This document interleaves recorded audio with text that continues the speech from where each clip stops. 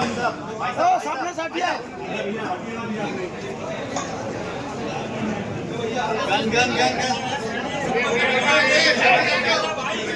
भैया क्या कर रहे हैं? नमस्कार साथियों, चुनाव प्रचार के अंतिम दिन आप सबका स्वागत है। एक तरफ इंडिया गठबंधन कांग्रेस पार्टी जो संविधान की रक्षा कर रही है और गरीबों की सरकार, किसानों की, मजदूरों की, पिछड़ों की, दलितों, आदिवासियों की सरकार चलाना चाहते हैं, और दूसरी तरफ वो शक्तियां जो संविधान को, अंबेडकर जी के संविधान को क्रश करना चाहती हैं, खत्म करना चाहती हैं, फाड़कर फेंकना चाहती हैं। और ये उनके सीनियर नेताओं ने कहा है, ये सिर्फ मैं नहीं कह रहा हूं, बीजेपी के सीनियर नेताओं ने, आरएसएस के सीनियर नेताओं ने कहा है कि वो कॉन्स्टिट्यूशन को रद्द करना चाहते हैं, बदलना चाहते हैं। दो तीन चीजें हमारे लिए क्रिटिकल हैं। लोकसभा में मैंने कहा कि कांग्रेस पार्टी और इंडिया गठबंधन जाति जनगणना करवाएगी।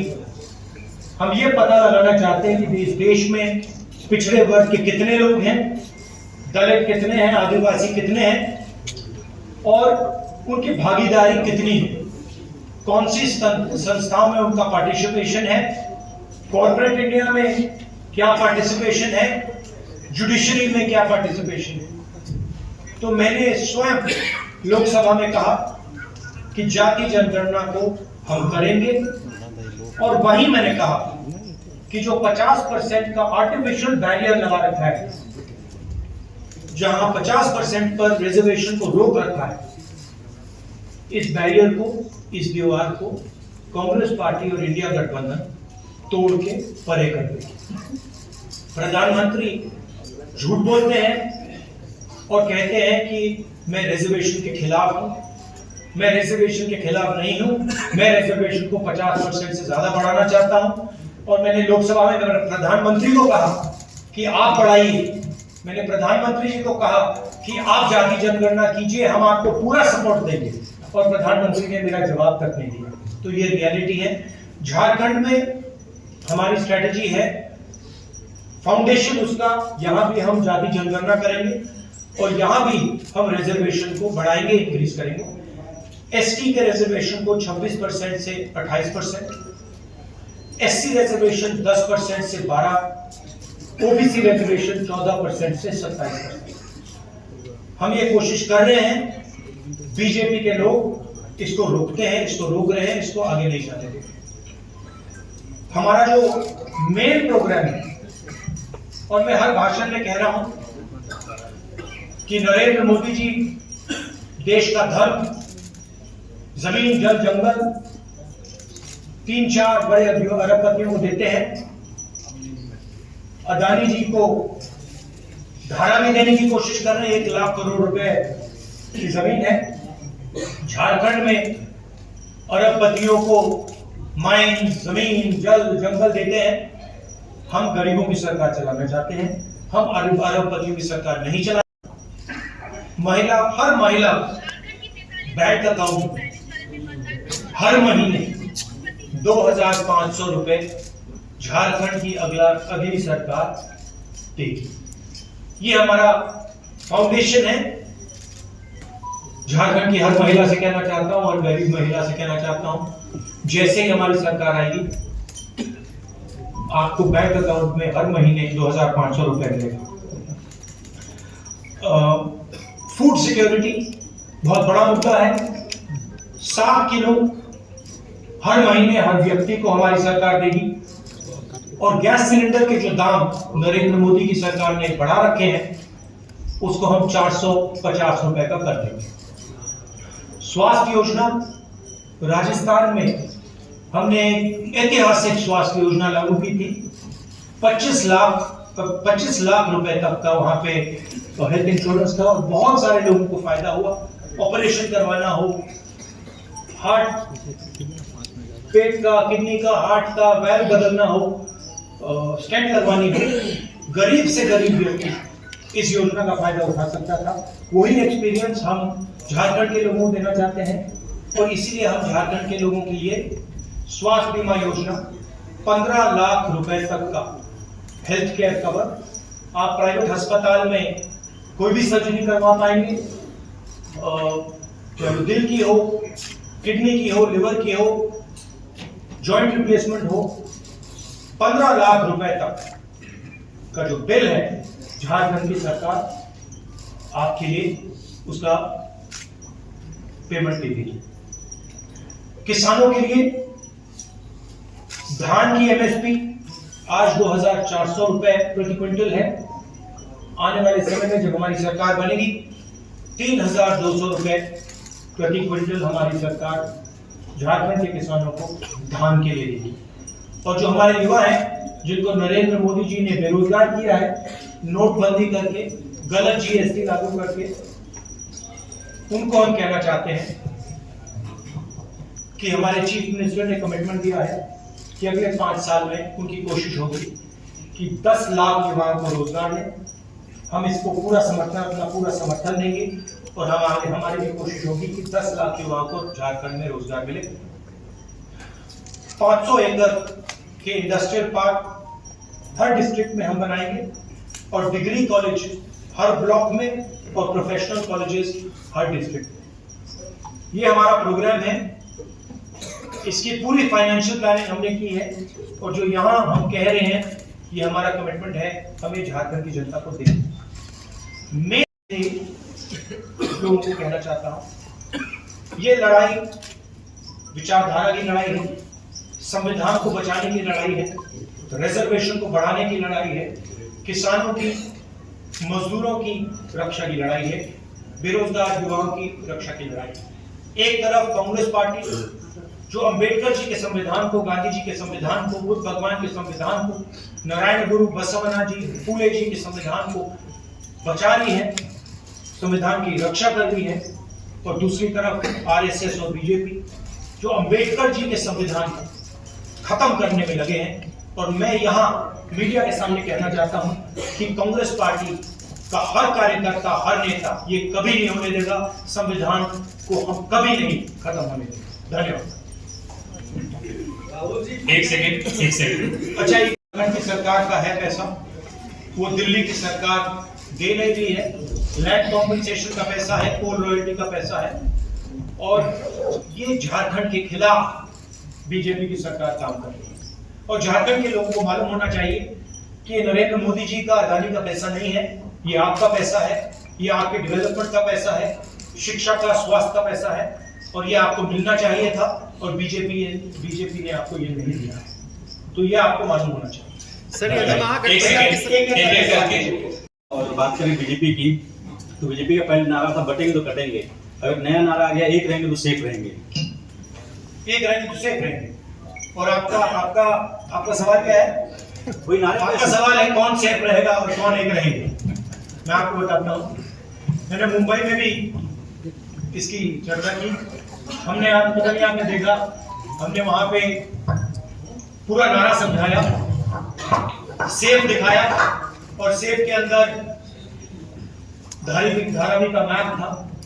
नरेंद्र मोदी जी का कहना है कि अगर अंबानी जी और नरेंद्र मोदी जी, अमित शाह जी एक रहेंगे तो वो सेफ रहेंगे। ये नारा है उनका। पूरा देश जानता है कि सरकार अदानी जी के लिए चलती है। आपकी जमीन, आपका जल, आपका जंगल, आपके एयरपोर्ट, आपके पोर्ट, ये सारे के सारे नरेंद्र मोदी जी अदानी को देते हैं। कांग्रेस पार्टी गरीबों की सरकार चलाती है। हम रिजर्वेशन की बात करते हैं, हम विकास की बात करते हैं, बेरोजगारी की बात करते हैं, जाति जनगणना की बात करते हैं। तो ये क्लियर है, लड़ाई विचारधारा के, दो विचारधारा के बीच में है। हम कॉन्स्टिट्यूशन को बचा रहे हैं। कॉन्स्टिट्यूशन में कहीं नहीं लिखा कि एक व्यक्ति को हिंदुस्तान के सारे एयरपोर्ट दिए जाए, एक व्यक्ति को झारखंड की जमीन, जल, जंगल दिया जाए, कहीं नहीं लिखा कॉन्स्टिट्यूशन। ये लड़ाई। विनोद ओझा, दैनिक भास्कर। नमस्कार राहुल जी, आप लोग जेएमएन ने ये घोषणा की थी कहाँ दिखने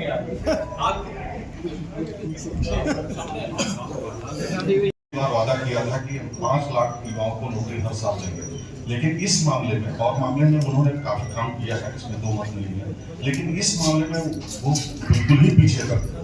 जबकि 5 साल का ये नहीं कहूंगा कि बिल्कुल पीछे रह गए हैं, काम हुआ है, मगर अगले 5 साल में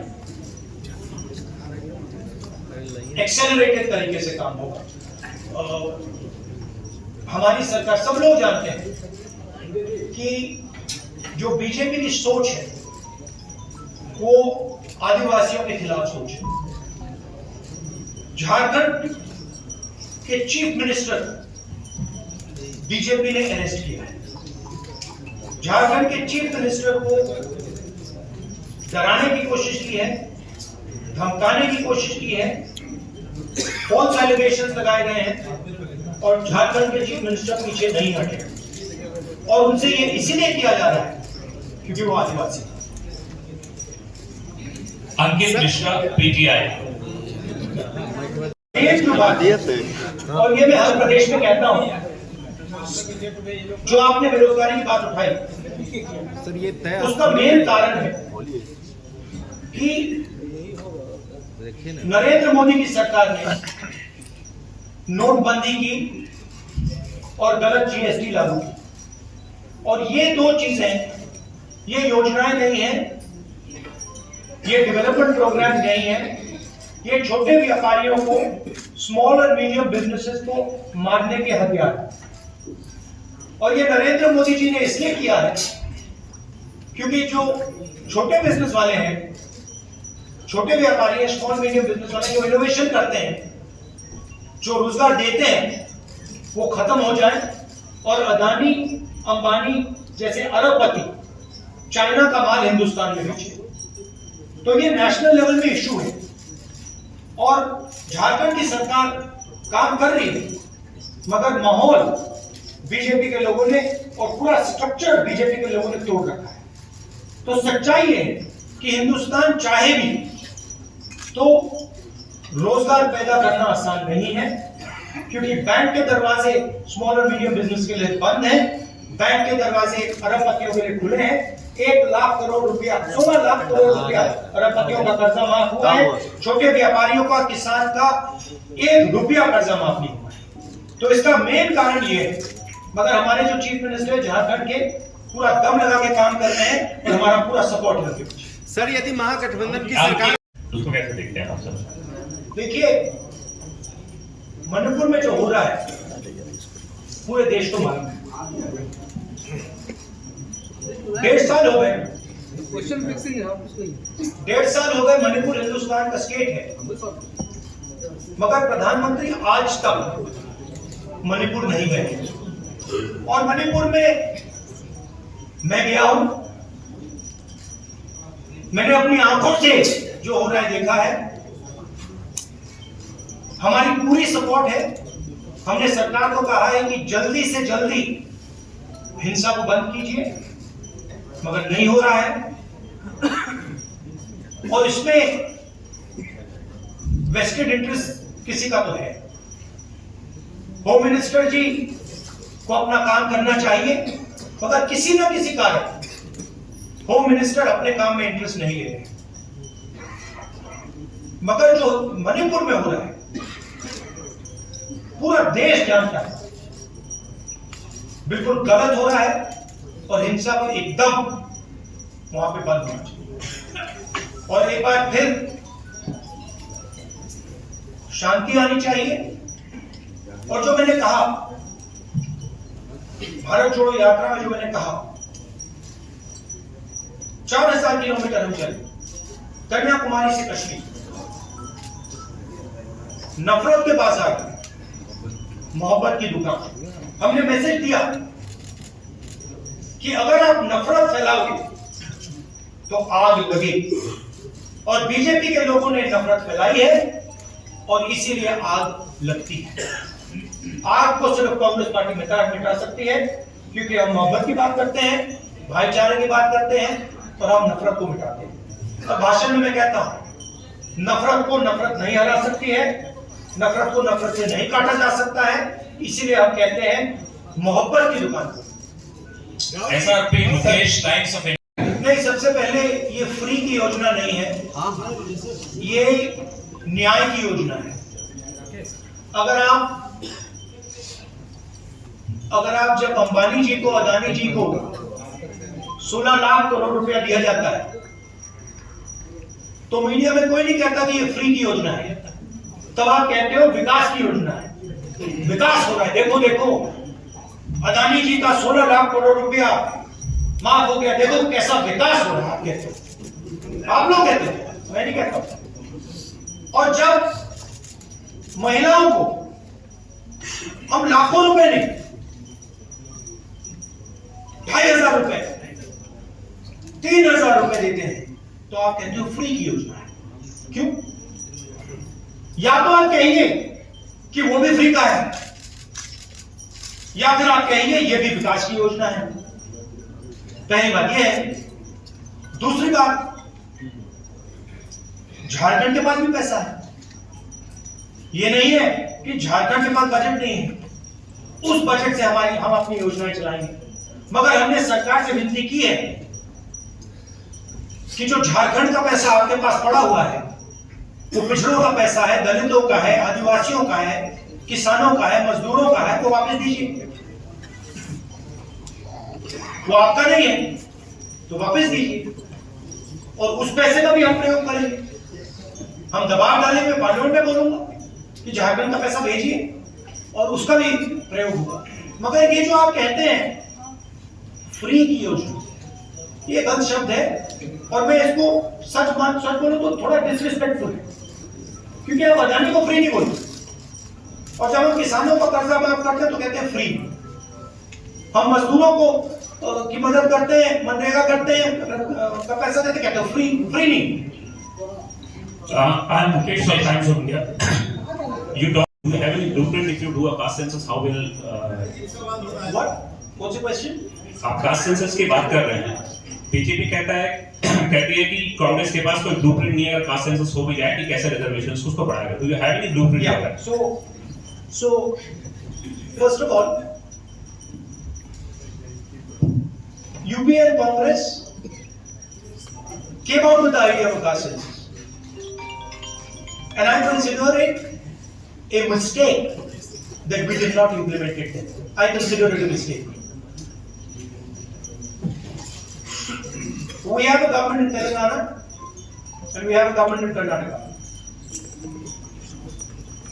We are doing a detailed exercise, a public exercise, where we are having a conversation with different stakeholders in Telangana, and we are preparing the questions of the caste census through a public discussion. We have a very clear vision for the caste census, and I guarantee you that when we implement the caste census, which we will do, as I have committed in the Lok Sabha, and we will do in Jharkhand, it will be a huge step in the transformation and the development of this country. What is the blueprint and what is the idea? It's a beautiful idea. The idea is that today 50%, approximately 50% of our population is from the OBC community. Approximately 15% is from the tribal, from the Dalit community, who have been disrespected for thousands of years, who have been called untouchables for thousands of years. And then there is the Adivasi community, 8%, who the BJP is trying to call Vanvasis. They are not Vanvasis, they are Adivasis. Right? Now, the problem is that these people do not have access to power. In fact, if I look at my media friends, look at the media companies, look at the owners of the media companies,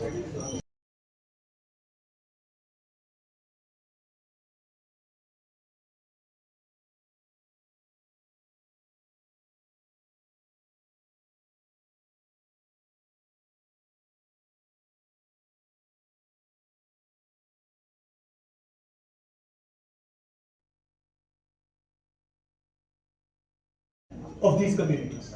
What is the population of Dalit community, tribal communities, OBC communities, different communities within these communities. Then we are going to do an institutional survey.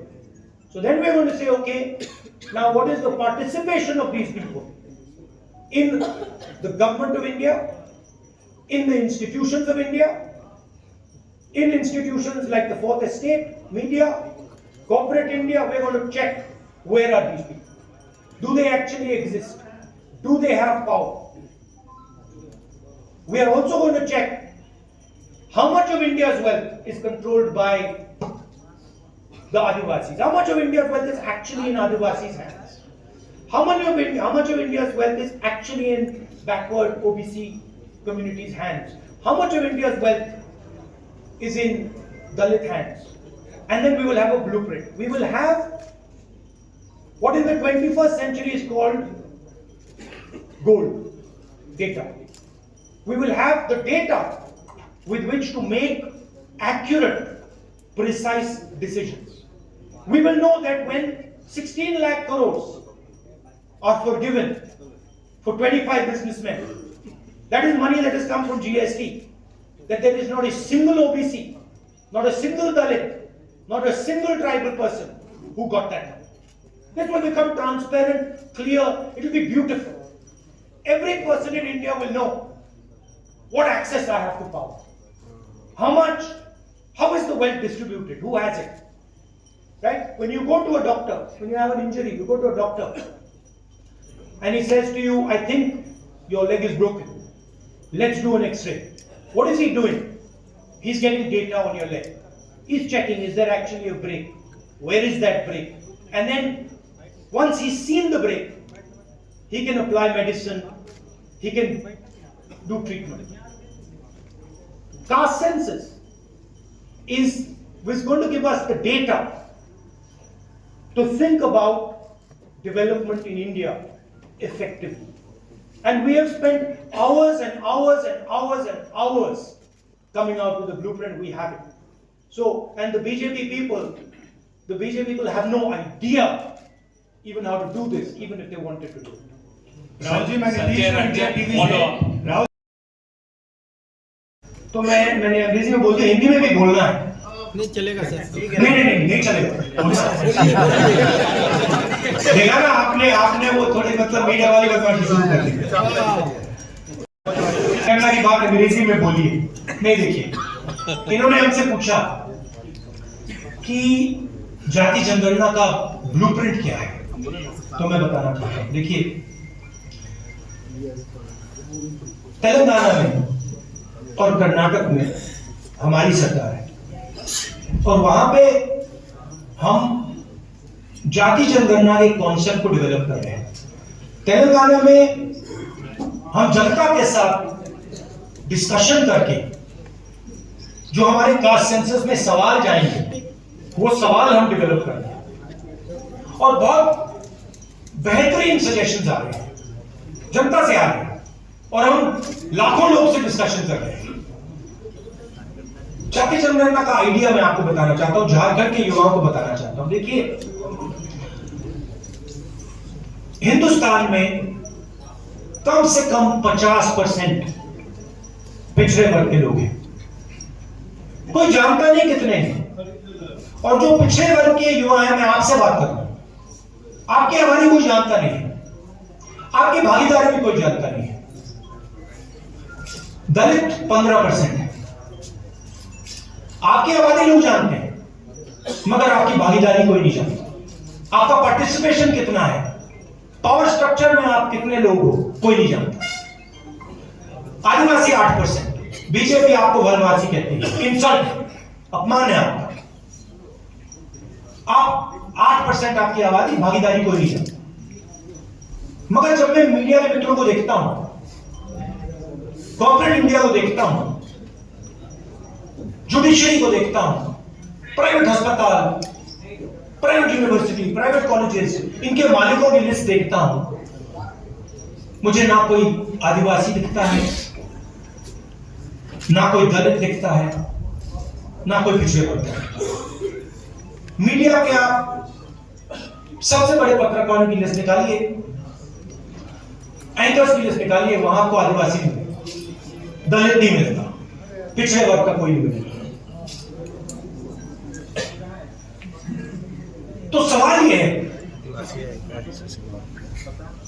कि 73% दलित आदिवासी पिछड़े लोग हैं और इनका हिंदुस्तान के power structure में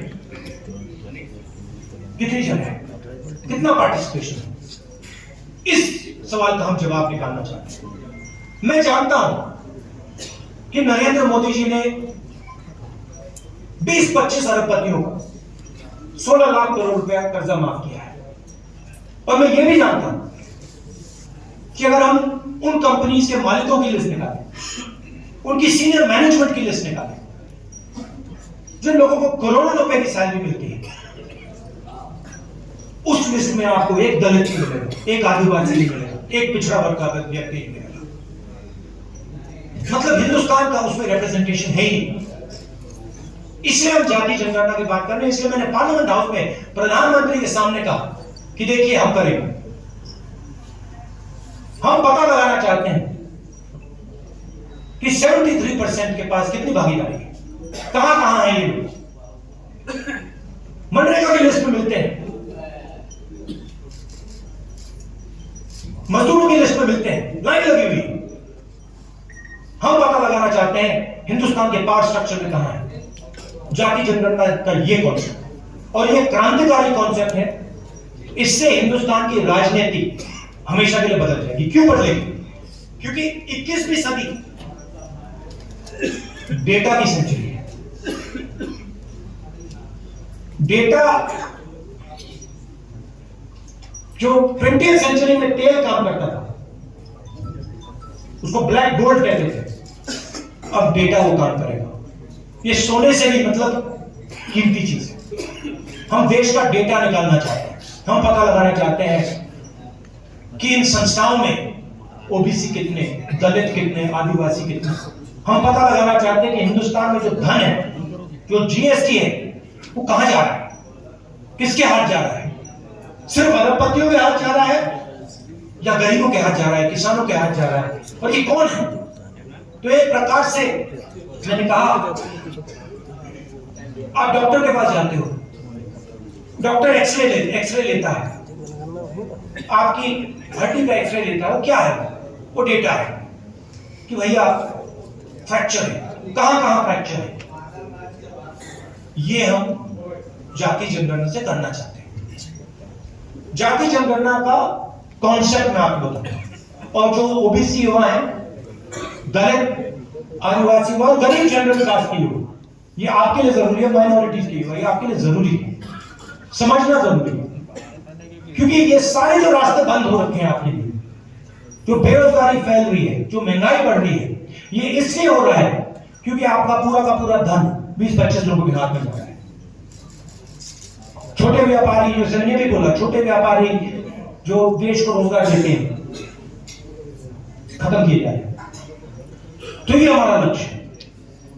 जाति जनगणना के बाद हर आदिवासी युवा को पता लग जाएगा कि हिंदुस्तान के पावर स्ट्रक्चर में आदिवासी कहां है।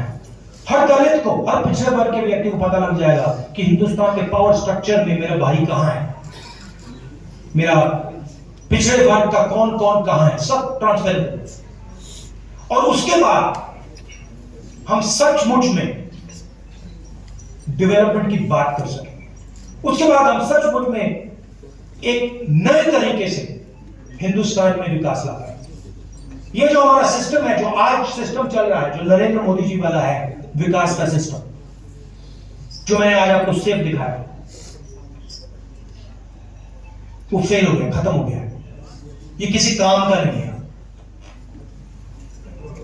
तो ये नेक्स्ट जनरेशन का जो डेवलपमेंट का पैराडाइम है, डेटा का पैराडाइम है, उसकी फाउंडेशन